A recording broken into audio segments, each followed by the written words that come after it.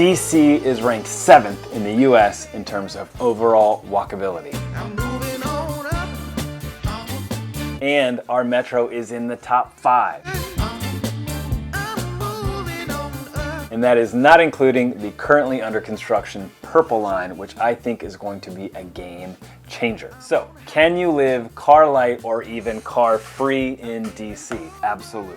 My name is Alex. I am a realtor in the DC area, and this city's walkability is one of the things that I like best about it. As we go through the different neighborhoods, I'm going to touch on the following important aspects of walkability. 1, metro access and public transit access in general. 2, topography. Is it hilly or flat? Useful walkability. It's walkable, but are there businesses you will frequent on a day-to-day basis or more just entertainment focused? And parking. Whether you're car light or you want to have friends come over without needing to circle the block for 20 minutes to find a spot. And lastly, price. I'll give you an idea of real estate prices as we go. Let's start with Dupont Circle. It has a walk score of 98. Dupont is one of the most walkable neighborhoods in DC, and Dupont is kind of old school. It's been a popular neighborhood for a very long time. You've got everything from bookshops and bars to embassies and brunch spots, all within a few blocks. Dupont Circle also has one of the best farmers markets in the whole metropolitan area. On foot, you can very easily run errands, grab dinner, or do whatever else you may want to do. There is a metro right in the middle of the neighborhood, so easy to connect to the rest of DC. Things to keep in mind about Dupont Circle: parking for guests,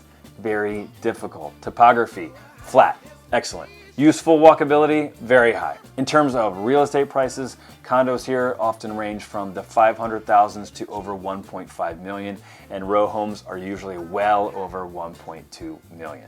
One disclaimer about prices. I'm going to give you real estate prices for all these neighborhoods if you want to live in the burning hot center of everything right next to the metro. If you can go a few streets away or in another part of the neighborhood, prices can drop significantly. Next up, Adams Morgan, which has a walk score of 97. It is interesting, fun, and eclectic. Adams Morgan has a very strong walkability score, but the vibe leans more toward nightlife than errands. It is packed with bars, live music venues, and late night restaurants. So if you are looking for energy and entertainment after dark, Adams Morgan can deliver. But for daily conveniences like groceries or a quiet stroll, you might find it a bit less practical than some of the other neighborhoods. For Adams Morgan, useful walkability, low.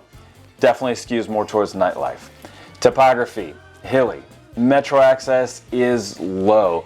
There are metros all around Adams Morgan, but there is not one directly in the center of the neighborhood. And the metro is up a hill and across a long bridge. So if you are living in Adams Morgan and the metro is part of your commute, if you are dressed up or wearing heels, the metro is going to feel far away. Expect condos here in the 400 to 800K range, and row homes often run 900K and up. Heading a little bit south and east is Logan Circle, which has a walk score of 96. There's a Whole Foods and a Trader Joe's not far, all the 14th Street restaurants, coffee shops, and theaters, and the neighborhood is surrounded by beautiful old row homes. For Logan Circle, useful walkability, high. Topography, pretty flat. Metro access is medium. A metro is never too far, but never too close. Parking is extremely difficult around Logan Circle. One thing that can help with the parking is to keep your eye out for properties that are on one-way streets or streets that you would only go on if you live on that street. You wouldn't take the street as you're passing through the neighborhood. Those streets are often the best and sometimes only chance to grab a parking spot if you're in a neighborhood where parking is always tough. Condos here often start around 600K and go into the millions, with single-family row homes regularly topping 1.5 million. All right, let's head a little bit north to Columbia Heights, which has a walk score of 95. It is a little less polished and fancy than Logan Circle, but so are its real estate prices. There is a Target right next to the metro, tons of bus routes, coffee shops, fast casual food, and a good mix of national chains and a lot of local spots. Things to keep in mind about Columbia Heights: useful walkability, very high. Topography, moderate. It's not super flat, but not too bad in terms of hills. Metro access is excellent. Parking is going to be difficult in Columbia Heights. Condos typically run from $350K to $700K, and row homes often are starting around $800 and up. Let's head a little south and east to Capitol Hill Eastern Market, which has a walk score of 94. Capitol Hill feels historic and charming. It is a neighborhood full of brick sidewalks, mature trees, and classic DC row homes and architecture. Eastern Market gives it a great community feel with a public market, pop-up vendors, and lots of local cafes and parks nearby. Capitol Hill is very walkable, but things here are a bit more spread out, so it's great for walking or biking. You will see a ton of people commuting by scooter or bike in this part of town. Things to keep in mind about Capitol Hill: useful walkability, medium. Topography is nice and flat. Metro access is good. Parking is going to be slightly easier than most DC neighborhoods. Condos range from $500K to $900K, and historic row homes often going for $1.1 million or more. Let's continue south to Navy Yard, which has a walk score of 92. Navy Yard is clean, modern, and feels a little bit newer than most of DC. The ballpark gives it energy, and the Riverwalk is a really big draw. The Metro is right there, but this neighborhood doesn't quite have the same grocery or errand access as some others, so it is excellent for lifestyle and entertainment, but a little bit thinner on day-to-day essentials. Things to keep in mind about Navy Yard: useful walkability, medium. Topography, flat. Metro access is excellent. Parking is usually manageable, except if the Nats are playing, and then it is unmanageable. Most condos fall between $450 and $900K, depending on the building and amenities. Let's cross the river and take a look at a few places in Virginia. First up is Clarendon, which has a walk score of 94.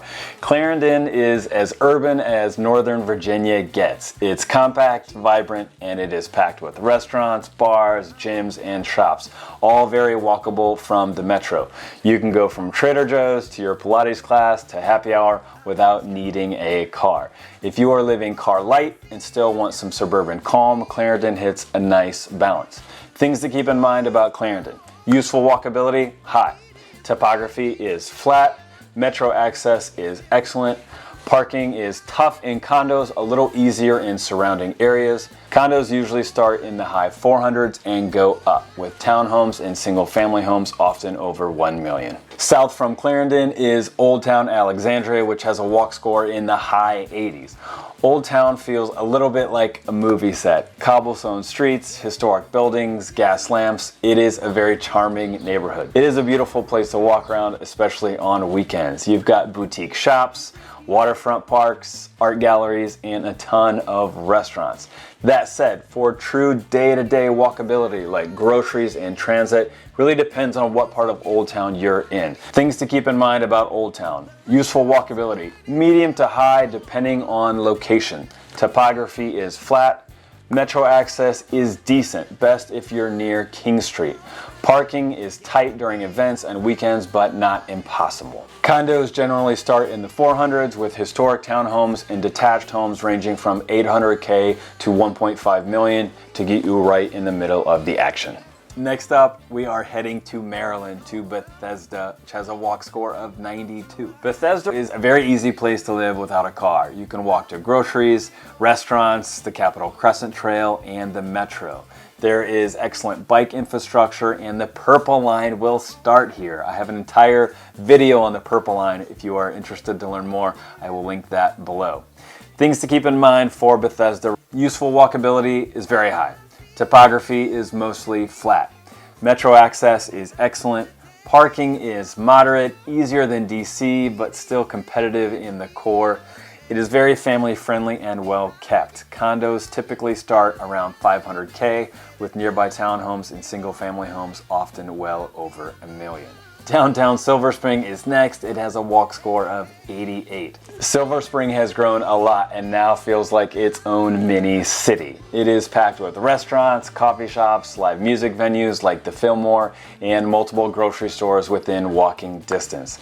It is not as compact as some other neighborhoods, but it is still very doable without a car. The sidewalks are wide, the Metro is central, and there's a good mix of apartments, condos, and detached homes nearby. Things to keep in mind about downtown Silver Spring: Useful walkability is high. Topography is moderate. Metro access is excellent. Parking is manageable but never easy. Condos range between 300 and 600K, with detached homes often between 700 and 900 to be really close to the action. Not too far from Silver Spring is Takoma Park. It has a walk score of 76. And Takoma Park has a totally different feel. Small town vibes, but still connected to DC. You've got local cafes, indie bookstores, a food co-op, and a fantastic farmers market on Sunday. It's the kind of place where people actually know their neighbors. The area near the metro is the most walkable, and the upcoming Purple Line is going to make it even more connected. Things to keep in mind about Takoma Park. Useful walkability, medium but improving. Topography is moderate. Metro access, good now, great once the Purple Line opens. Parking is easier than most, especially for guests. Homes here are mostly single family and range from 600 to 900K, with some smaller condos in the 400s. Okay, that wraps up my list. For those of you who know DC, did I miss your favorite neighborhood, or would your assessment of any of the neighborhoods we talked about differ from mine? If so, leave me a comment. I'd love to hear about it. I hope this has given you some helpful info to think about as you figure out where you might want to live around the DC area and what kind of lifestyle you're aiming for. I love helping people find their place, so if I can help you do that, please reach out. You can call or text anytime or book a Zoom call using the link below. See you soon.